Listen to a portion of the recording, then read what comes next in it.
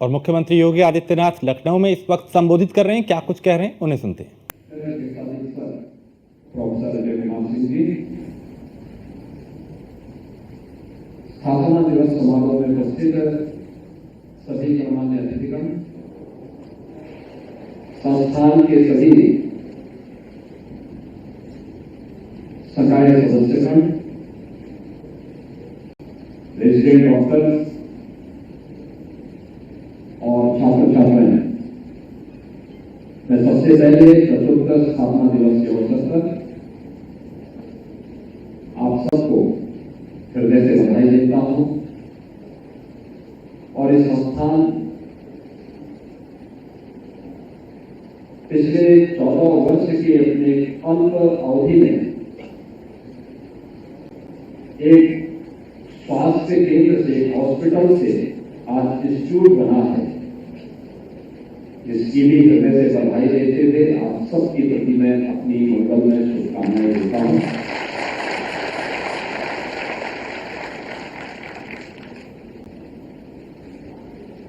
यही है जीवन की विकास की क्रम की यात्रा, जिसको हमारी ऋषि परंपरा ने संस्कृति कहा है। बीज का वृक्ष बन जाना, यह संस्कृति है। बीज का सड़ करके नष्ट हो जाना, यह है विकृति। लेकिन भारत की ऋषि परंपरा के अनुरूप यह आयुर्विज्ञान संस्थान एक हॉस्पिटल से आज इंस्टीट्यूट बनकर के उत्तर प्रदेश के अंदर, उत्तर भारत के अंदर चिकित्सा स्वास्थ्य का एक बेहतरीन केंद्र के रूप में उभर रहा है। यह संस्थान की एक उपलब्धि है और इस उपलब्धि के लिए पूरे संस्थान को इससे जुड़े हुए यहाँ के जितने भी यहाँ के प्रबंधन समिति से, प्रबंधन से जुड़े हुए यहाँ के फैकल्टी मेंबर्स को, यहाँ के रेजिडेंट डॉक्टर्स को, यहाँ के स्टूडेंट्स को, इन सबको, जितने भी लोग हैं, पैरामेडिक्स हैं या और भी जितने भी लोग इस पूरी व्यवस्था के साथ जुड़े हुए हैं, इन सब का मैं हृदय से अभिनंदन करता हूँ, उन्हें बधाई देता हूँ।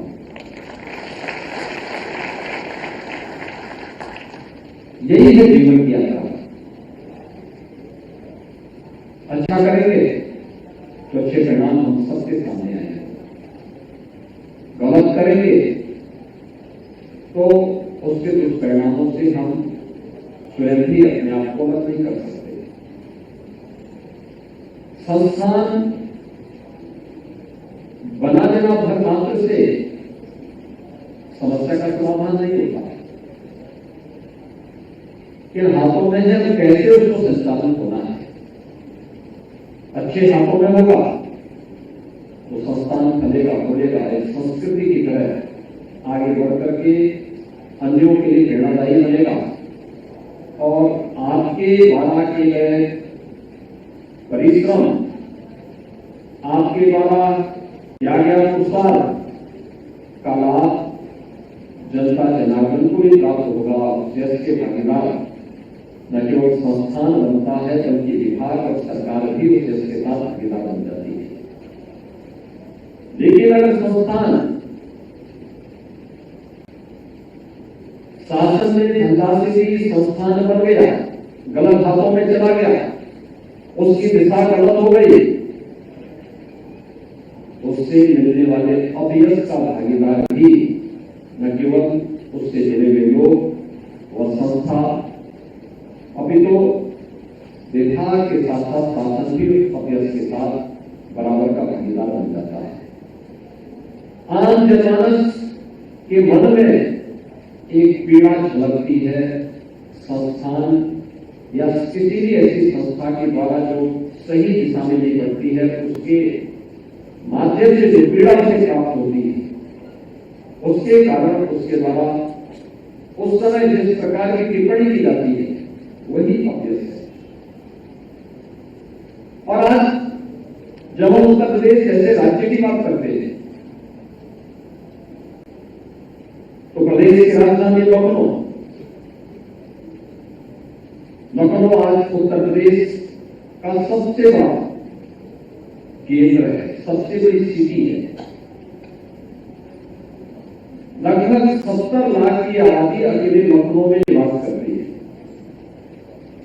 और जब हम आरएलएल की बात करते हैं तो पूर्वी उत्तर प्रदेश का एक गेटवे है।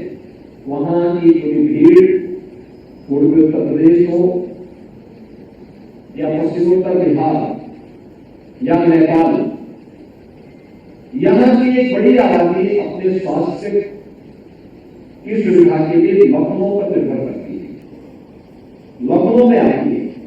और लखनऊ में उनका सबसे पहले मुकाबला पड़ता है डॉक्टर राम मनोहर लोहिया आयुर्विज्ञान संस्थान से।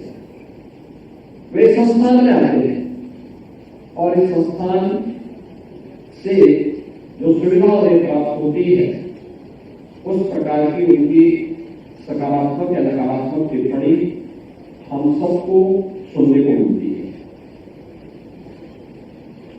एक बड़ी आबादी उत्तर प्रदेश की 25 करोड़ की आबादी, जब कोई उत्तर प्रदेश की आबादी के बारे में सुनता है, दुनिया का कोई व्यक्ति मिलता है, कोई राजनयिक मिलता है और जब उत्तर प्रदेश की आबादी के बारे में सुनता है तो वह स्वयं चौंक जाता है कि 25 करोड़ की आबादी का राज्य है।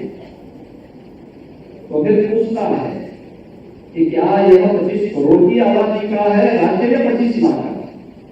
हम कहते हैं 25 लाख के तो हमारे यहाँ बड़े बड़े जो नगर निकाय हैं उनकी आबादी 25 लाख है। 25 करोड़ की आबादी उत्तर प्रदेश की है तो वे चौंकते हैं इस आबादी को।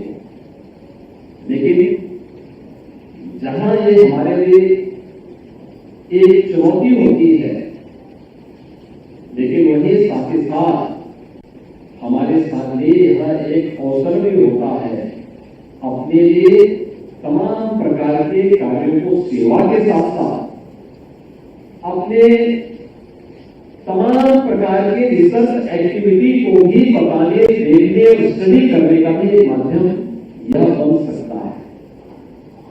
और मैं अक्सर देखता हूं, मैंने जब आपकी वार्षिक प्रतिवेदन को यहां पर संस्थान के डायरेक्टर के द्वारा प्रस्तुत किया जा रहा था तो उन्होंने संस्थान के बारे में संक्षिप्त रिपोर्ट यहां पे प्रस्तुत की और इसके बारे में ब्यौरा भी दिया गया कि संस्थान यूजी, पीजी और फिर सुपर स्पेशलिटी के तमाम विभागों का संचालन आज सफलतापूर्वक कर रहा है। संस्थान एक छोटे से हॉस्पिटल से पढ़कर के आज 1300-1400 बेड्स का एक बड़े संस्थान के रूप में आज विकसित होकर के उस प्रकार की सुविधाएं दे रहा है। ऑर्गन ट्रांसप्लांट की दिशा में भी संस्थान आगे बढ़ चुका है, उसके परिणाम भी सामने आ चुके हैं। ये सभी चीजें वे अपने प्रतिवेदन के साथ यहाँ पे प्रस्तुत कर रहे थे, अपनी वार्षिक रिपोर्ट में भी प्रस्तुत कर रहे थे कि संस्थान ने और क्या कुछ किया है और आगे की हमारी कार्य योजना क्या है। ये किसी भी संस्थान के द्वारा अपनी वार्षिक और स्थापना दिवस के अवसर पर इस प्रकार का प्रतिवेदन देना स्वाभाविक होता है कि हम अपने को आत्मचयन कर सके और भविष्य की कार्य योजना को भी उसके लिए तैयार कर सके, भविष्य के लिए अपने आप को तैयार कर सके।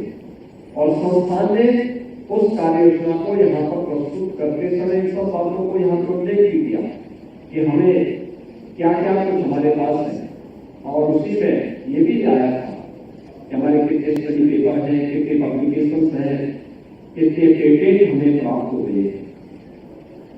ये आज के दिन की सबसे बड़ी आवश्यकता है। आपके पास जो पेशेंट आता है और पेशेंट आपने यहाँ पे लगभग 9 लाख पेशेंट ओपीडी में देखे, 50,000 से अधिक ऐसे थे जिनको आईपीडी में आपने यहाँ पर इंडोर फैसिलिटी उपलब्ध करवा करके उनका उपचार करके सफलतापूर्वक फिर उन्हें यहाँ से उपचारित करके उन्हें यहाँ से उनके घर की तरफ प्रस्थान कराया।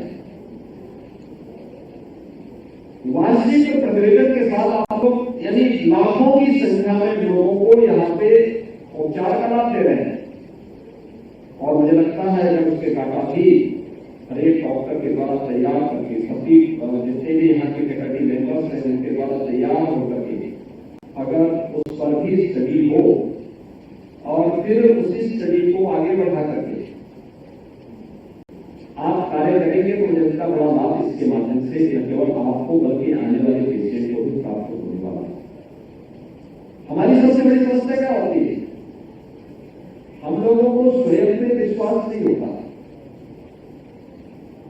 और अक्सर होता है कि हम लोग इन बातों से परेशान होते हैं कि आज दुनिया के अंदर क्या कुछ है उसकी तरफ भागते हैं, अपने स्तर पर नहीं।